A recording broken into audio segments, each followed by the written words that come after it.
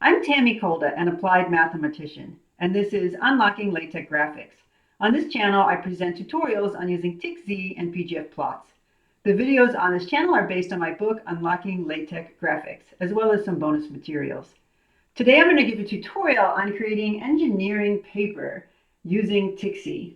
So I used to always use these pads of paper at my work, and once I started using an iPad, I wanted to be able to recreate that on my iPad so that I could use it there.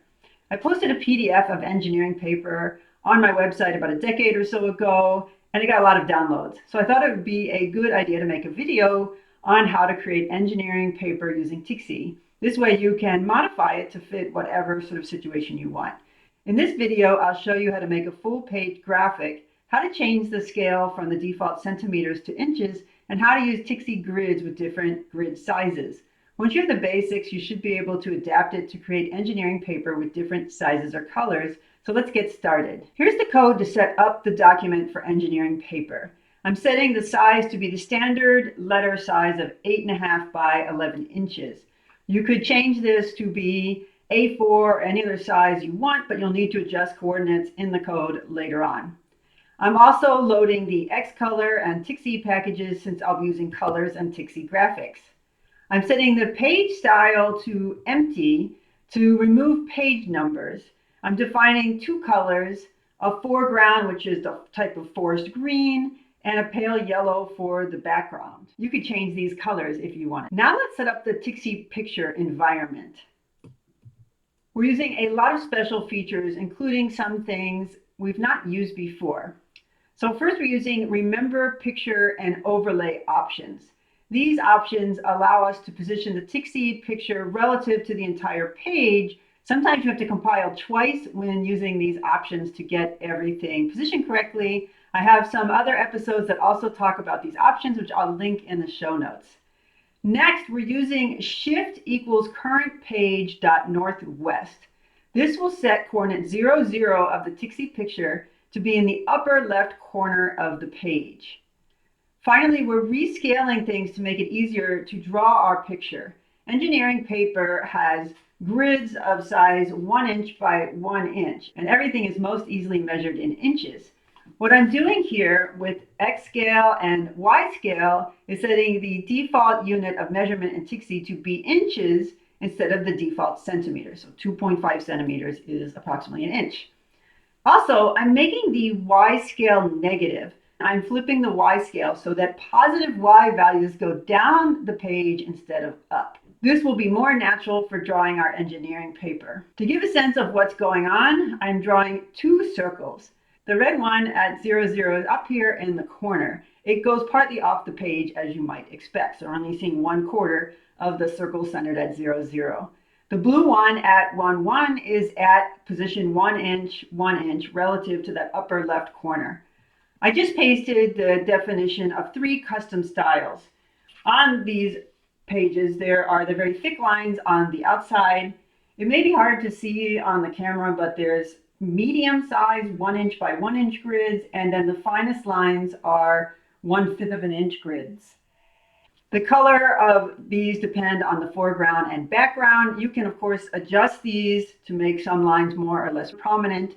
I'll link to some episodes on defining custom styles in the show notes as well. Now let's fill in the background color for the engineering paper. So I'm going to get rid of these 2 circles, which were just for demonstration purposes, and then paste in the code to just color the entire page light yellow. So if I zoom out to fit the whole page, you can see that's the color of the engineering paper. This command just fills a rectangle with the background color. The rectangle starts at the upper left corner of the page and goes to the lower right corner. One thing I want to note is that this command doesn't depend at all on the shift or scale that I define in the TikZ picture option, since I'm using predefined coordinates, current page.northwest and current page.southeast. So those are not affected. So you can use this in any situation to color the background of an entire page. Next, I'll draw the thick border line across the top of the page. Remember that thick lines is a custom style, which we defined right here. So let me go ahead and paste that. So I'm just going to draw a thick line from the 0 coordinate to the 8.5 coordinate, and the y coordinate is 0.5 inches. I'm using that forest green color and a very thick line width. These x coordinates are specific to the fact that we're using letter size paper, which is 8.5 inches wide. We could probably create macros to make things more flexible, but I wanted to keep this example simple. Next, I'll draw the vertical thick lines on either side of the page. So I'm just using a small for loop here, and I'm drawing a thick line at 1 inch and 8 inches. It seems a little unusual, but that's how they do it on the page itself. Finally, I'll draw the 2 short vertical thick lines at the top. These are at positions approximately, measuring with my ruler, 3.375 inches and 5.625 inches from the left edge. So when I compile that, I get those last 2 lines. Next, I want to draw the 1 inch by 1 inch grid lines. I need to do this before the thick grid lines because I want those thicker lines to be on top of the thinner grid lines. Otherwise, you'll see the thin grid lines over this dark green. So let me go ahead and paste here my grid. So I'm doing it after I colored the background, but before I draw the thick lines. I'm using the medium lines custom style. I'm shifting the grid to start at position 1, 0.5. So that's this point right here on my page. It's important to use shift with a grid. I have another episode that talks about this, which I'll link in the show notes. The grid is already by default 1 unit by 1 unit. We've changed the scaling here so that that will result in a 1 inch by 1 inch grid since we set the scaling to be 1 inch by 1 inch.